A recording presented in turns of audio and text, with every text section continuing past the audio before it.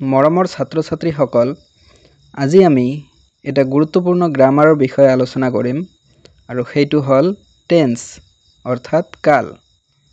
তো প্ৰতিজন ছাত্ৰ ছাত্ৰীয়ে টেন্স বা কাল বুলিলে কি বুজা বা টেন্সৰ কিমানটা ভাগ থাকে কি বা ইয়াৰ গঠন কি তো এইবিলাক জানাটো অতিকৈ গুৰুত্বপূৰ্ণ। তো ভিডিঅ'টো বহুত গুৰুত্বপূৰ্ণ হ'বলৈ গৈ আছে, তো বিনা স্কিপ কৰি ভিডিঅ'টো চাই থাকিবা।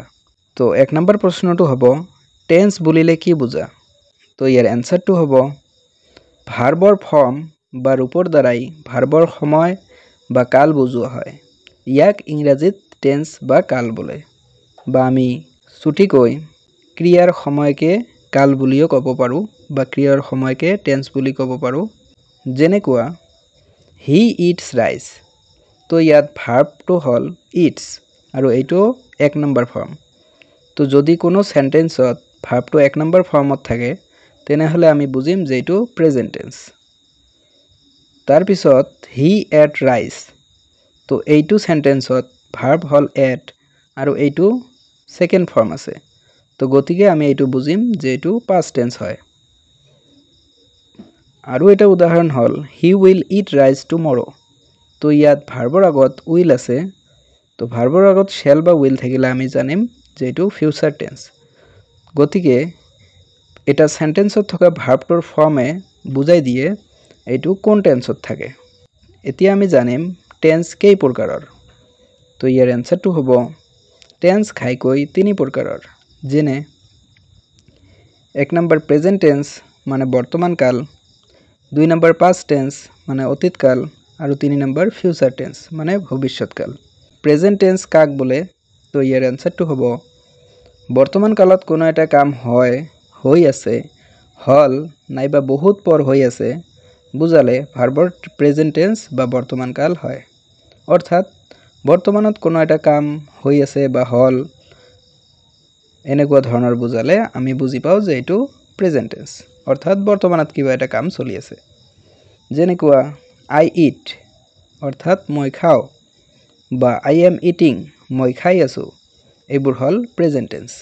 2 নম্বৰটো হ'ল পাষ্ট টেন্স বুলিলে কি বুজা? তো ইয়াৰ এনসাৰটো হ'ব কোনো এটা কাম হৈছিল বা হৈ আছিল বুজালে ভাৰ্বৰ পাষ্ট টেন্স বা অতীত কাল বোলে। অৰ্থাৎ কোনো এটা কাম অতীতত হৈ গৈছে বা হৈ আছিল এনেকুৱা ধৰণৰ বুজালে আমি বুজি পাম যে এইটো পাষ্ট টেন্স। ইয়াৰ উদাহৰণ হ'ব আই এট ৰাইচ অৰ্থাৎ মই ভাত খাইছিলোঁ, বা আই ৱাজ ইটিং ৰাইচ মই ভাত খাই আছিলোঁ। তো এনেকুৱা ধৰণৰ সেন্টেন্স হ'লে আমি বুজি পাম যে এইবোৰ পাষ্ট টেন্স। তো এতিয়া আমি ফিউচাৰ টেন্সটো আলোচনা কৰিম। তো ফিউচাৰ টেন্স বুলিলে কি বুজা? আৰু ইয়াৰ এনসাৰটো হ'ব ভৱিষ্যৎ কালত কোনো এটা কাম হ'ব বা হৈ থাকিব বুজালে ভাৰ্বৰ ফিউচাৰ টেন্স ব্যৱহাৰ কৰা হয়। অৰ্থাৎ ভৱিষ্যতত কোনো এটা কাম, যে অহাকালি এটা কাম কৰিম বা অহাকালি এটা কাম কৰি থাকিম এনেকুৱা ধৰণৰ বুজালে আমি বুজি পাম যে এইটো ফিউচাৰ টেন্স। যেনেকুৱা I shall go to Dhubri tomorrow, মই অহাকালি ধুবুৰীলৈ যাম, তো এইবিলাক হ'ল ফিউচাৰ টেন্স। বা you will be doing the work, তুমি কামটো কৰি থাকিবা, তো এইবিলাক হ'ব ফিউচাৰ টেন্স। এতিয়া আমি জানিম প্ৰতিটো টেন্সৰে 4টাকৈ ভাগ থাকে। যেনেকুৱা প্ৰেজেন্ট টেন্সৰ 4টা ভাগ থাকে। 1 নম্বৰ প্ৰেজেন্ট ইনডিফিনিট বা সিম্পল প্ৰেজেন্ট টেন্স, 2 নম্বৰ প্ৰেজেন্ট কন্টিনিউয়াছ বা প্ৰেজেন্ট ইমপাৰফেক্ট টেন্স, 3 নম্বৰ প্ৰেজেন্ট পাৰফেক্ট টেন্স আৰু 4 নম্বৰ প্ৰেজেন্ট পাৰফেক্ট কন্টিনিউয়াছ টেন্স। তো আমি প্ৰতিটো বিষয় জানিব লাগিব। তো 1 নম্বৰটো হ'ল প্ৰেজেন্ট ইনডিফিনিট বা সিম্পল প্ৰেজেন্ট টেন্স কাক বোলে? তো ইয়াৰ এনসাৰটো হ'ব বৰ্তমান কালত কোনো এটা কাম সম্পূৰ্ণ হয় এনে অনিৰ্দিষ্ট বুজালে ভাৰ্বৰ প্ৰেজেন্ট ইনডিফিনিট বা সিম্পল প্ৰেজেন্ট টেন্স ব্যৱহাৰ হয়। বা আমি ক'ব পাৰোঁ যিবোৰ কাম নিয়মিতভাৱে ঘটি থাকে বা অভ্যাসগত বা চিৰসত্য এনেকুৱা ধৰণৰ সেন্টেন্সকো আমি প্ৰেজেন্ট ইনডিফিনিট টেন্সত ধৰিব পাৰোঁ। যেনে he goes to market every day, তেওঁ সদায় বজাৰলৈ যায়, তো এইটো তেওঁৰ নিতৌ কৰা কাম।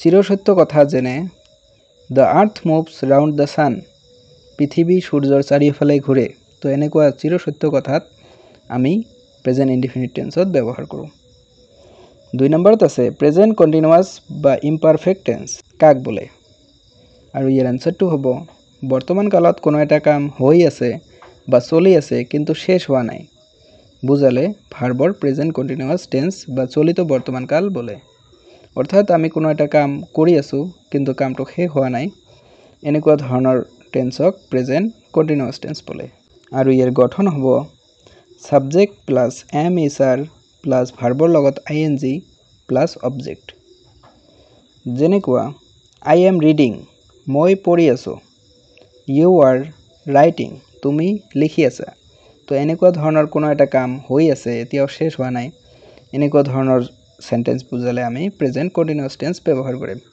3 নম্বৰত আছে প্ৰেজেন্ট পাৰফেক্ট টেন্স বুলিলে কি বুজা তো ইয়াৰ আনসাৰটো হ'ব বৰ্তমান কালত কোনো এটা কাম এই মাত্ৰ শেষ হৈছে কামটো আগত হলেও তাৰ ফল এতিয়াও আছে বুজালে ভাৰ্বৰ প্ৰেজেন্ট পাৰফেক্ট টেন্স বুলি কোৱা হয় অৰ্থাৎ আমি কোনো এটা কাম এই মাত্ৰ শেষ কৰিছো তেনেকুৱা ধৰণৰ সেন্টেন্সত আমি প্ৰেজেন্ট পাৰফেক্ট টেন্স ব্যৱহাৰ কৰোঁ আৰু ইয়াৰ গঠন হল subject plus have has plus ভাৰ্বৰ থাৰ্ড ফৰ্ম প্লাস অবজেক্ট যেনেকুৱা I have done the work মই কামটো কৰিলো অৰ্থাৎ মই কামটো এতিয়াই কৰিলো You have done the work তুমি কামটো কৰিলা তো এনেকুৱা ধৰণৰ সেন্টেন্স যিবোৰ এতিয়াই কৰা বুজায় তেনেকুৱা ধৰণৰ সেন্টেন্সক আমি প্ৰেজেন্ট পাৰফেক্ট টেন্সত ব্যৱহাৰ কৰোঁ 4 নম্বৰত আছে তো প্ৰেজেন্ট পাৰফেক্ট কন্টিনিউয়াস টেন্স বুলিলে কি বুজা তো ইয়াৰ আনসাৰ হ'ব কোনো এটা কাম বহু আগৰ পৰা আৰম্ভ হৈ বৰ্তমানলৈকে চলি আছে বুজালে ভাৰ্বৰ প্ৰেজেন্ট পাৰফেক্ট কন্টিনিউয়াস টেন্স হয় অৰ্থাৎ কোনো এটা কাম বহুত আগত আৰম্ভ হৈছে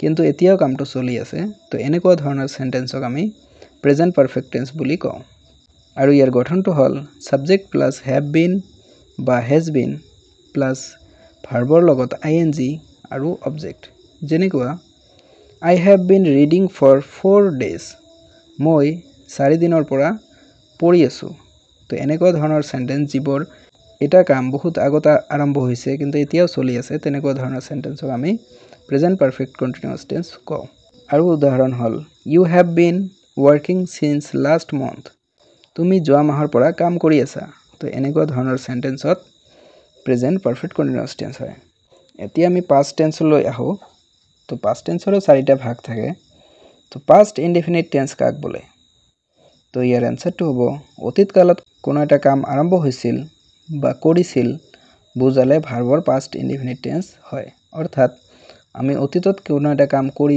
শেষ কৰিছো এনেকুৱা ধৰণৰ সেন্টেন্সত পাস্ট ইনডিফিনিট টেন্স হয় আৰু ইয়াৰ গঠনটো হয় subject plus verb two plus object আৰু ইয়াৰ উদাহৰণ হল I wrote a letter মই এখন চিঠি লিখিছিলো He ate the mango তেওঁ আমটো খাইছিল তো কোনো এটা কাম যদি আমি শেষ কৰিছো তেনেকুৱা ধৰণৰ সেন্টেন্সত পাস্ট ইনডিফিনিট টেন্স ব্যৱহাৰ হয় 2 নম্বৰত আছে পাস্ট কন্টিনিউয়াস টেন্স তো ইয়াৰ আনসাৰটো হ'ব অতীত কালত কোনো এটা কাম চলি আছিল বা হৈ আছিল বুজালে ভাৰ্বৰ পাস্ট কন্টিনিউয়াস টেন্স হয় আৰু ইয়াৰ গঠন হল subject plus was were plus ভাৰ্বৰ লগত আইএনজি প্লাস অবজেক্ট অৰ্থাৎ আমি অতীত কালত কোনো এটা কাম কৰি আছিলো এনেকুৱা ধৰণৰ বুজালে এটো পাস্ট কন্টিনিউয়াস টেন্স হয় যেনে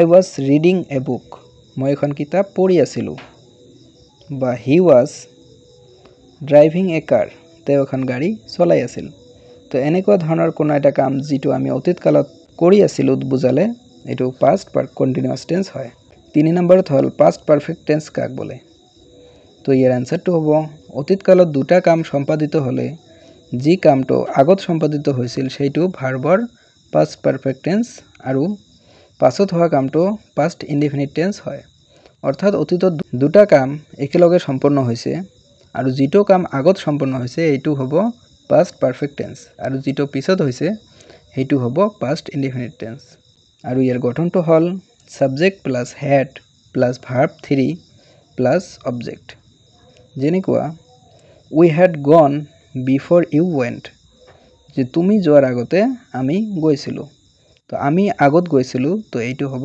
past perfect tense we had gone আৰু before টুৰ পিছত হ'ব you went to হ'ব পাস্ট ইনডিফিনিট টেন্স এতিয়া আমি পাষ্ট পাৰফেক্ট কণ্টিনিউয়াছ টেন্স কাক বোলে সেইটো জানিম। তো ইয়াৰ এনসাৰটো হ'ব অতীত কালত কোনো এটা কাম এটা কামৰ আগত হৈ আছিল বা চলি আছিল বুজালে আগত হোৱা কামটো ভাৰ্বৰ পাষ্ট পাৰফেক্ট কণ্টিনিউয়াছ টেন্স আৰু পাছত হোৱা কামটো পাষ্ট ইনডিফিনিট টেন্স হয়। তো ইয়াতো দুটা কাম থাকিব।